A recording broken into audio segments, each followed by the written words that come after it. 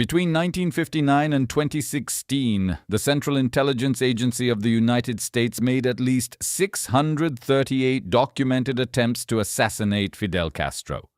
638. They tried poisoned cigars, exploding seashells, a wetsuit lined with a deadly fungus, a ballpoint pen that worked as a syringe. They tried to make his beard fall out to humiliate him. They tried to slip LSD into his radio studio before a broadcast. They worked with the American mafia. They recruited his lovers. They tried everything short of just walking up to him and asking him to stop being alive. None of it worked. Castro died on November 25, 2016, in his bed at the age of 90 of natural causes. The most powerful intelligence agency in the history of the world spent 57 years and resources beyond imagination trying to kill one man.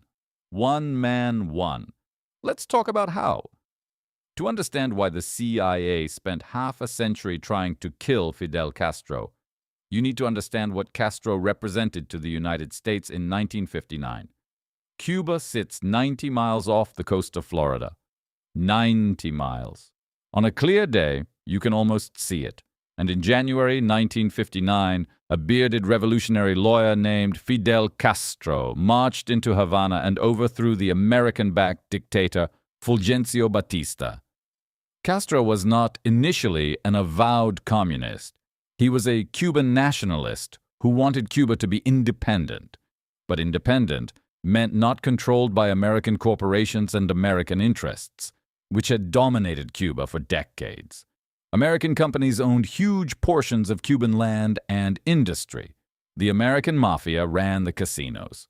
Batista, despite being a brutal dictator, had been Washington's man. Castro nationalized American businesses. He seized land.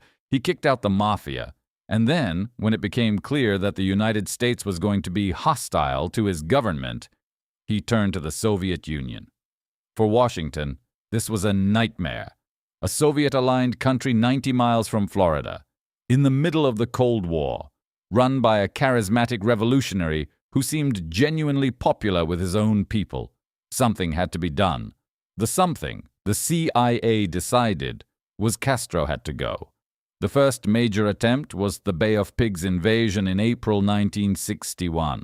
The CIA trained approximately 1,400 Cuban exiles to invade Cuba and overthrow Castro. The plan was that the exiles would land, the Cuban people would rise up against Castro, and the whole thing would be over in days. The plan failed catastrophically. The Cuban people did not rise up. The invasion force was outnumbered and outgunned. Within 3 days, most of the invaders had been captured. It was one of the most embarrassing military and intelligence failures in American history. President Kennedy, who had inherited the plan from Eisenhower and approved it against his better judgment, was furious. The CIA was humiliated. Castro, on the other hand, had just defeated the United States in 3 days, and he knew how to use that. After the Bay of Pigs, the assassination attempts went into overdrive. The CIA's program to kill Castro was called Operation Mongoose, which sounds like exactly the kind of name a committee of middle-aged men in suits would come up with when tasked with murdering a Caribbean revolutionary. The plans ranged from sophisticated to genuinely insane. The poisoned cigars are the famous ones. The CIA prepared cigars laced with botulinum toxin, one of the most lethal substances known to science, and arranged for them to be given to Castro. Castro was a famous cigar smoker. The plan seemed foolproof. Castro stopped smoking cigars before the poisoned ones reached him. He had decided on his own for health reasons to quit. Then there was the exploding seashell. Castro was known to enjoy scuba diving. The CIA's plan was to find a particularly beautiful and unusual seashell, fill it with explosives, and leave it somewhere Castro might pick it up while diving. The plan was abandoned when someone pointed out the practical difficulty of ensuring Castro found the right shell. The fungal wetsuit was perhaps the most creative. The CIA planned to give Castro a diving suit lined with a fungus that causes a debilitating skin disease and tuberculosis bacilli in the breathing apparatus. The plan was that a lawyer named James Donovan, who was negotiating the release of Bay of Pigs prisoners and had a friendly relationship with Castro, would present the wetsuit as a gift. Donovan, without knowing about the plan, gave Castro a different wetsuit as a genuine personal gift before the CIA's contaminated one could be substituted. There was the poisoned pen, a hypodermic needle so fine it could inject poison without the victim feeling it, concealed in a ballpoint pen. This was given to a Cuban agent who was supposed to inject Castro during a meeting. The agent had second thoughts. There was the attempt to make Castro's beard fall out. The CIA's theory was that Castro's charisma was intimately connected to his beard. He had fought the revolution with it. It was his trademark, his brand. If they could get a depilatory into his shoes or his food, the beard would fall out, and Castro, humiliated, would lose his grip on power. This is what the CIA believed, that Fidel Castro's political authority rested on his beard.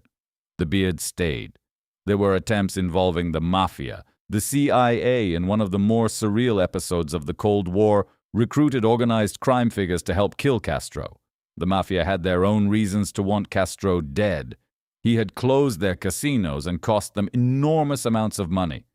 The mafia tried, multiple times. They failed. Even the mafia couldn't kill Castro. There were attempts by lovers.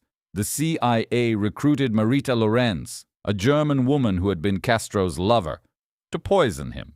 She smuggled poison pills into Cuba. When it came to actually doing it, she couldn't.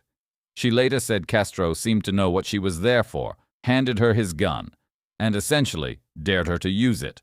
She didn't. There was an attempt involving a poison pen that was supposed to be used by a high-ranking Cuban official the CIA had recruited. The official got cold feet. There was LSD. The CIA planned to spray a Cuban radio studio with the drug before Castro gave a broadcast, hoping to make him appear unhinged on air. The plan was abandoned. Through all of this, all 638 attempts, through poisoned cigars and exploding seashells and mafia hitmen and faithless lovers, Castro survived. And not just survived, thrived.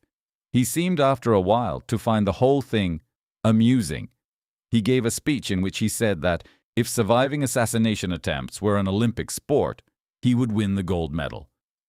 He worked with a journalist named Fabian Escalante, who cataloged all the attempts and seemed genuinely delighted by the more creative ones. Castro held power in Cuba for 47 years, until 2008, when he handed power to his brother Raul for health reasons. He lived to see 10 American presidents come and go. He outlasted the Soviet Union. He outlasted most of his enemies. And he died in his bed at 90.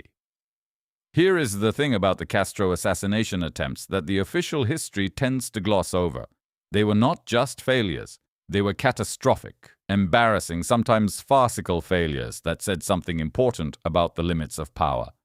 The United States in the 1960s was the most powerful country on earth. It had the largest economy, the most advanced military, the most sophisticated intelligence apparatus ever assembled. And it could not kill one man in a country 90 miles away. Part of it was operational incompetence. And there was plenty of that. Plans that sounded good in a Washington conference room turned out to be unworkable in practice.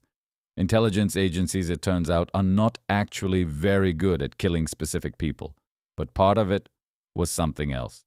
Castro was genuinely popular with a significant portion of his own people.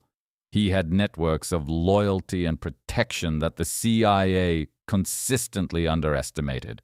Every Cuban who might help the CIA kill Castro was someone who had to decide whether their grievance with Castro was worth betraying their country to a foreign power that had supported the dictator he'd overthrown. Many of them decided it wasn't. And there is this. Castro seemed to genuinely not care if he died. He took risks that a man worried about assassination would not take. He moved unpredictably. He slept in different locations. He had food tasters.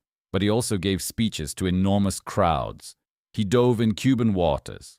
He smoked his cigars, right up until he quit. He lived like a man who believed his cause would outlast him, which made him much harder to stop than a man desperately trying to stay alive.